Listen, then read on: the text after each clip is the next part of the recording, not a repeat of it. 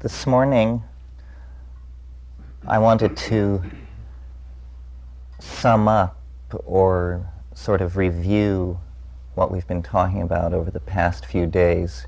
We're definitely now in the full flow of whatever this is, and I hope the questions that you brought with you are being answered, or that you're forming new ones.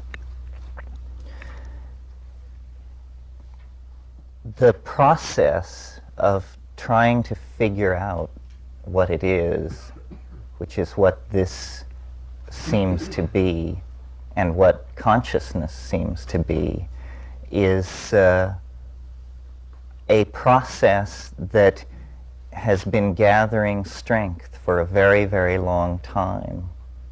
It appears that the tendency for systems to complexify and to multiply the connectedness within them is some kind of ontological characteristic that pervades not only organic existence, but pre-organic existence, even pre-molecular existence. The universe begins in some kind of singularity. I mean, this is the teaching of physics in all its forms, that the universe begins in some kind of singularity, which is not greatly different nor greatly easier to imagine than simply that God made everything. It is essentially that statement, clothed in mathematics and abstraction.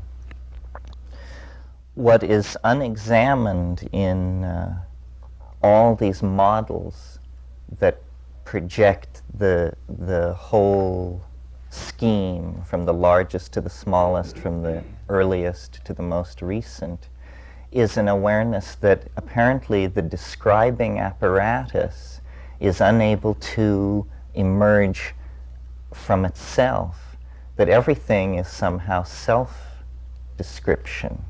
And it's interesting that self-similarity is this property that you encounter in the fractals, and then that you encounter in nature or complex phenomena once you examine them with the fractal idea. So what is this peculiar tension between individuality and the general case? After the lecture yesterday, we were talking about the phenomenon of elves that is experienced with some hallucinogens, and wondering if perhaps at last the fractals didn't bring into our ken the possibility of an explanation of what this is.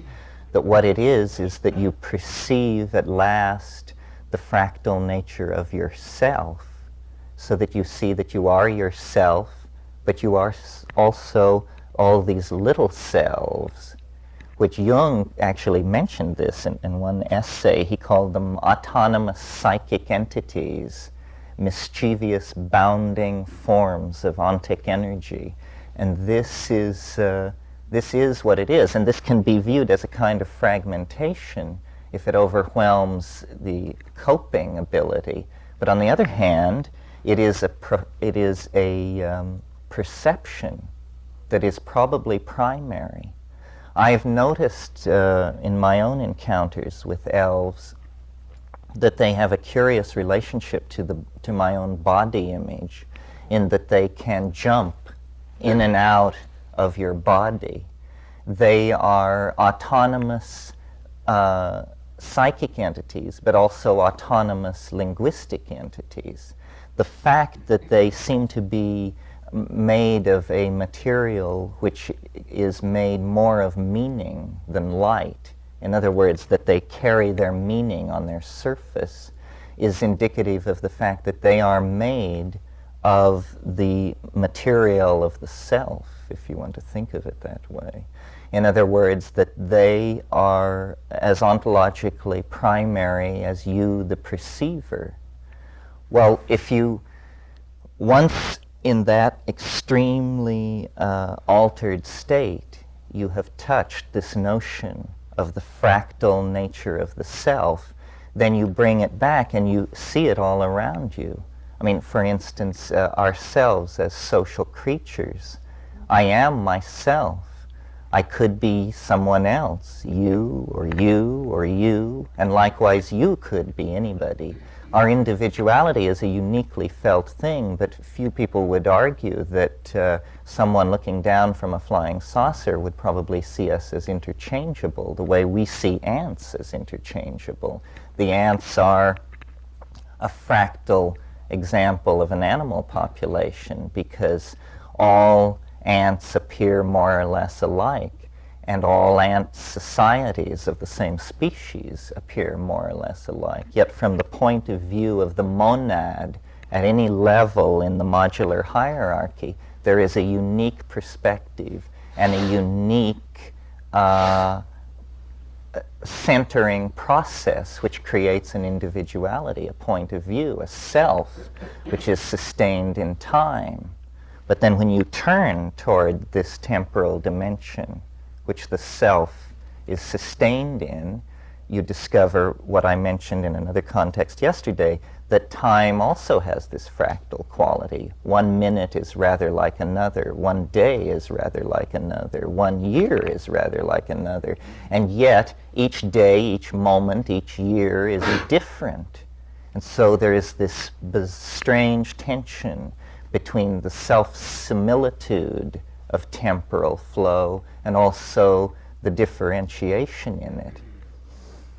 But what emerges slowly out of this is the perception that all of these flows, all of these fractals, all of these self-similar processes are embedded in similar, naturally, fractal processes at higher and higher levels of expression in space and in time, so that the universe in its entirety, from Big Bang to heat death or recollapse into another super black hole state, is a kind of tone or a kind of waveform, which is then reiterated on many levels of duration, which are successively smaller and smaller and fall away from the pattern of the primary waveform.